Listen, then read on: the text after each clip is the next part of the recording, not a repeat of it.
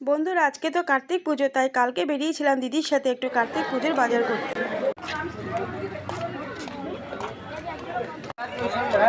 Side দিয়ে চল মাঝখান দিয়ে যাস না।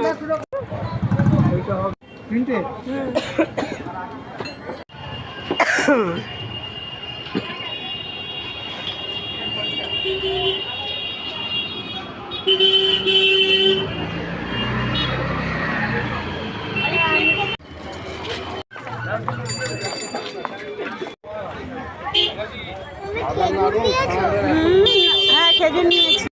তো বন্ধুরা দেখতেই পেলেন, আমি বাজার করতে গিয়ে আমার কিছু কাপের দরকার ছিল, তাই কাপ কিনে নিলাম। তারপরে ফল মিষ্টি ফুল সব কিছু কিনে বাড়ি ফিরে আসছি। এবারে অনেকটাই রাত হয়ে গেছে বাজার করতে করতে, কারণ বাজারে ভীষণ ভিড় ছিল।